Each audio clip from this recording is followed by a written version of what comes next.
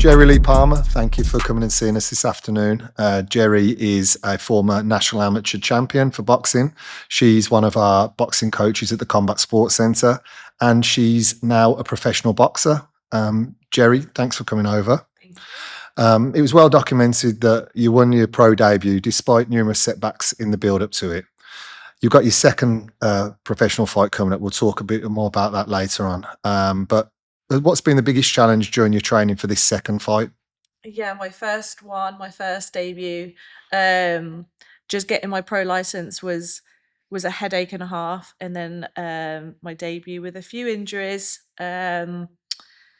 Just having setbacks in terms of sparring. This time round, I haven't got that. Thank goodness, I haven't got that over my head this time round. But you always have a few niggles, a few injuries that you're just trying to taper through, make sure that they don't get a bit worse throughout, as well as making sure that you can train.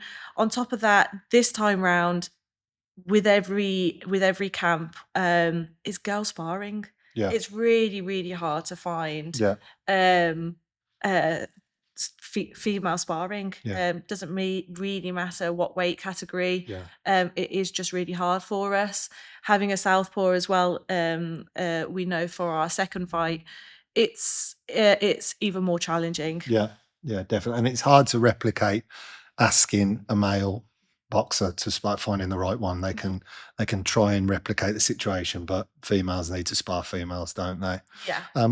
We've heard the story before in the past about your journey getting here to the Combat Sports Centre and your background, obviously being born in Solihull, then moving to Tenerife, and then us kind of convincing you to move back to Solihull to pursue your career as a boxer.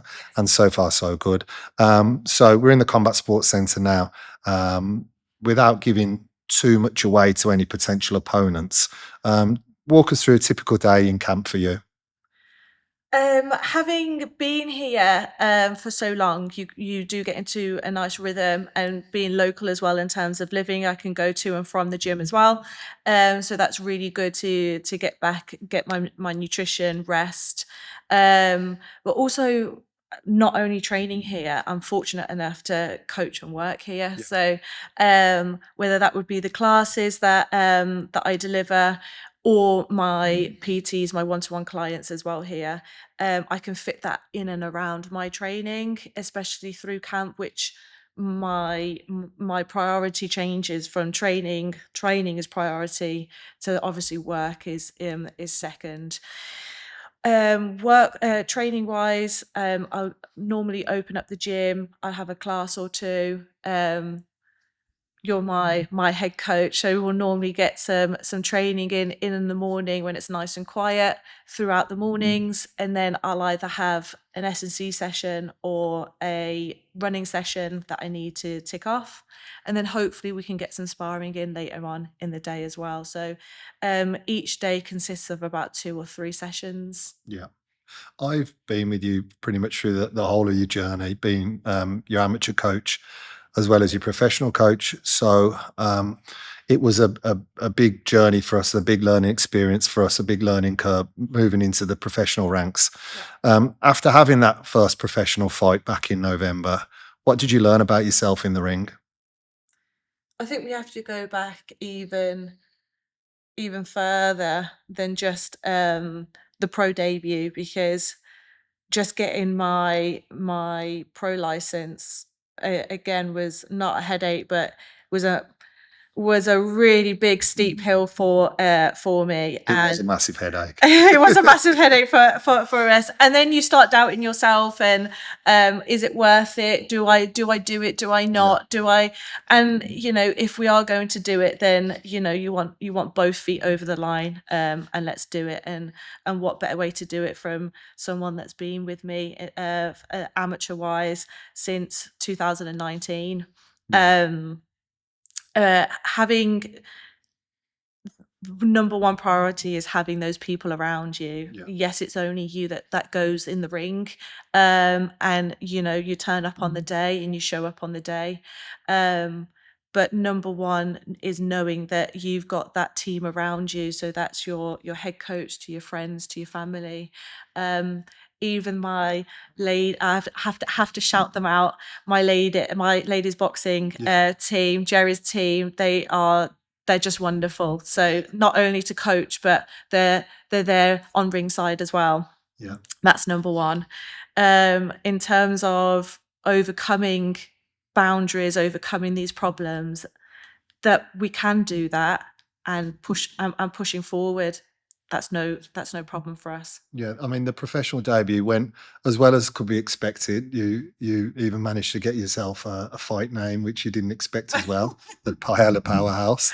Yeah. And then moving on to your second professional fight, it's at the same location, so it's at the Holiday Inn in they call it the Birmingham Airport Holiday Inn. So it's literally mile and a half from here, which is great in terms of location. And it's on a Sunday afternoon, which I think could be really good because it's that weekend where you've got the world's greatest fight card on the Saturday. Everyone will still be buzzing about that card from is it in Saudi Arabia? Is it? It is, yeah. And so it'll be on at a normal time. So everyone get to bed at a reasonable time. They'll wake up on Sunday and they'll still be desperate for some more quality boxing. And it's on a Sunday afternoon, which I think will be really good. And your second opponent, as we've already mentioned, is a southpaw. How do you feel about that? Some people may say, challenges, or obviously there's different challenges. There's different things that we've been working on, from having a southpaw or an orthodox opponent. But I'm quite confident in it, in my ability, even more so as she's a southpaw. Yeah. Confident that we're doing the right things, training the right things that we need to do. Finally got some sparring with southpaws and a female opponent as well, and I'm ready for it. 3 weeks today. Right.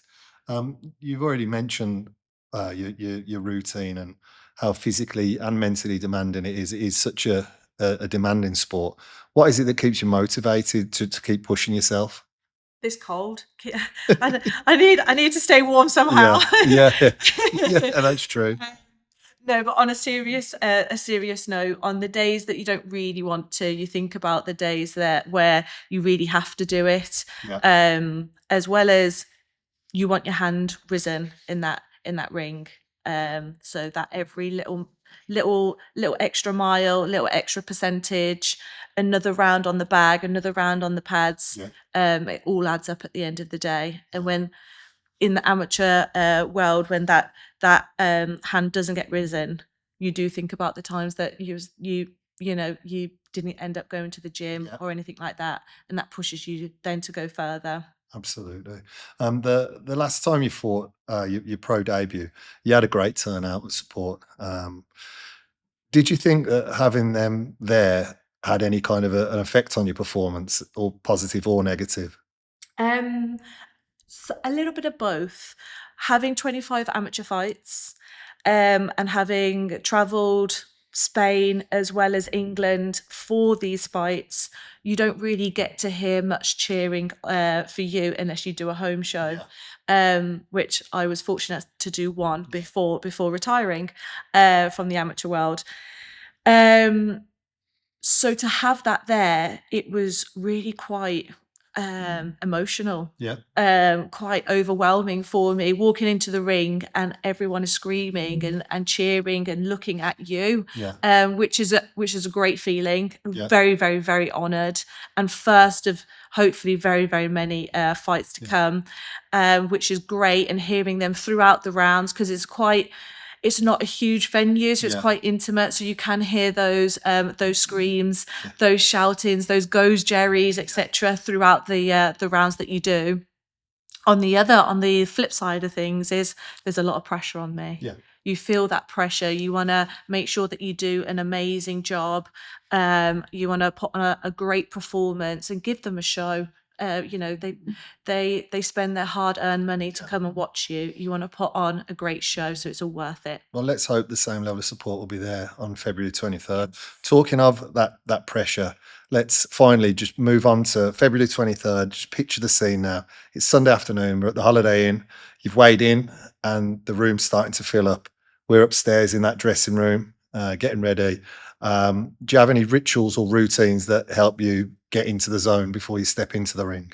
There's a few things. I try not to have the same thing every time that I go into it, just in case that doesn't happen. You go, oh, I definitely need this, and it doesn't happen, Yeah. or you don't have it. Yeah. You don't want to get into that mindset of, well, I need it, otherwise it's not going to go to plan. I love my Spanish music, as you are well aware. So I would definitely have some Spanish music playing, keep you calm, keep me in a right mindset. And then when it gets closer and closer, just trying to switch off and stay focused and focus on what we need to do in that ring. We've done it a million times, whether it was the national titles to down in Torquay, etc., etc. We've done loads of those. So it's no different from amateur to pros. Yeah. In terms of getting into the ring. Yeah. And it's just staying calm. You don't want to use that energy that you've saved for the ring, worrying about it. So you want to keep that. Yeah. And so if people do want to come and support you on February the 23rd, what do they need to do? Yes, come and contact me, please. They can reach out to the Combat Sports Instagram page or my page, Miss Palmer Boxer, and we can sort out either the ringside VIP tickets with a 2-course meal or the standard tickets, and we can get that sorted for you. Jerry, thanks for your time. Thank you very much.